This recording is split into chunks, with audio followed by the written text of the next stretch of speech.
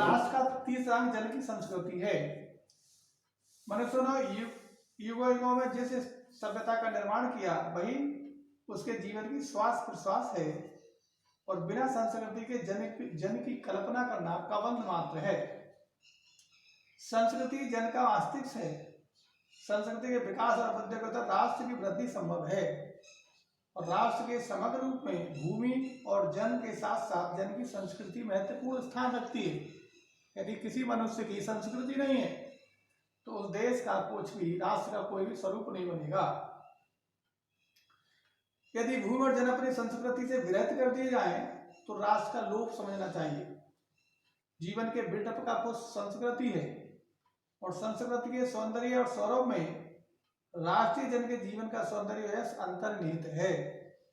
ज्ञान और कर्म दोनों के पारस्परिक प्रकाश की संज्ञा संस्कृति है।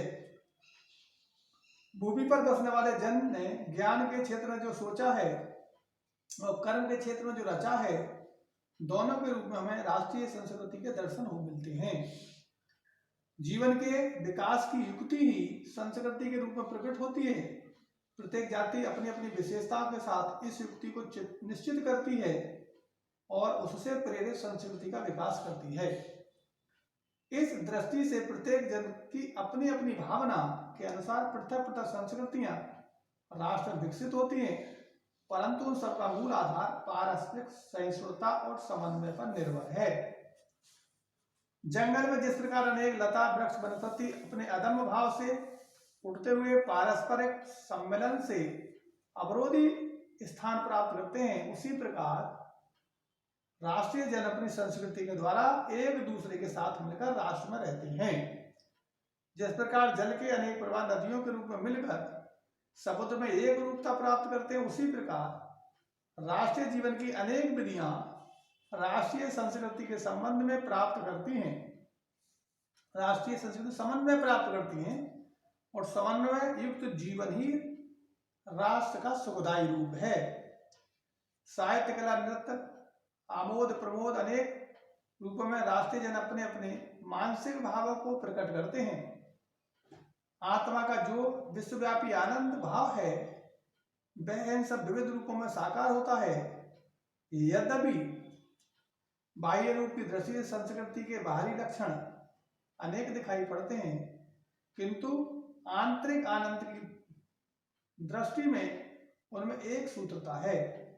जो व्यक्ति सहृदय है वह प्रत्येक संस्कृति के आनंद पक्ष को स्वीकार करता है और उससे आनंदित भी होता है। इस प्रकार की उदार भावना की विविध जनों से बने हुए राष्ट्र के लिए स्वास्थ्यकर है।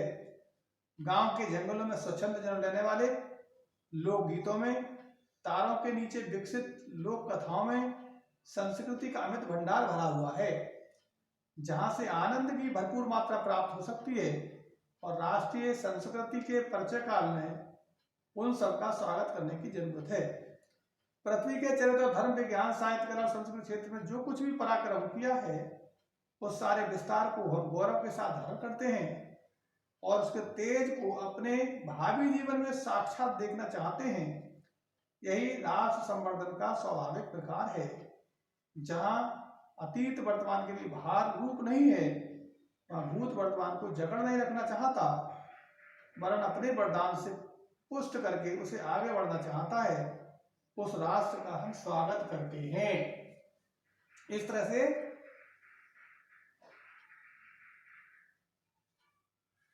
ये आपने राष्ट्र के स्वरूप के तीनों चीजों का, तीनों अंगों का अध्ययन कर लिया। तो संस्कृति के दो पैराग्राफ है, उन दोनों पैराग्राफ के नीचे मैंने यानी जंगल में जिस प्रकार राष्ट्र का सुखदायी रूप है, इसके नीचे 4 प्रश्न है। पहला प्रश्न है, जंगल में लता वृक्ष और वनस्पति किस भाव के कारण अवरोधी स्थिति प्राप्त करते हैं, इसका उत्तर लिखना है। राष्ट्र के जन किसके द्वारा एक दूसरे के साथ मिलकर रहते हैं।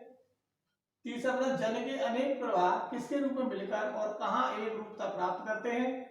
और चौथा प्रश्न है, इस गद्यांश के पाठ व लेखक का नाम लिखना है। और दूसरा पैराग्राफ है, पूर्वजों चरित्र और स्वाभाविक प्रकार है। इसके 4 प्रश्न है कि हमारे पूर्वजों संस्कृति किन क्षेत्रों में अपना पराक्रम दिखाया, हम अपने भावी जीवन में किससे साकार होता हुआ देखना चाहते हैं और राष्ट्र के विकास का स्वाभाविक ढंग किसे बताया गया है।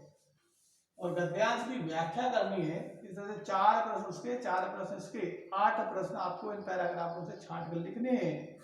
इस तरह से ये राष्ट्र का स्वरूप आपका बनकर तैयार हो गया। भूमि, जन और संस्कृति, इन तीनों को मिलाकर किसी देश का निर्माण होता है। यदि भूमि है, वहां पर बसने वाले व्यक्ति नहीं है तो देश का निर्माण नहीं होगा। यदि मनुष्य है तो बसेंगे कहाँ। यदि संस्कृति नहीं होगी तो आपकी संसार पहचान क्या होगी। इसलिए हर देश की अपनी अपनी संस्कृति होती है, उस संस्कृति के आधार पर ही देश का निर्माण होता है।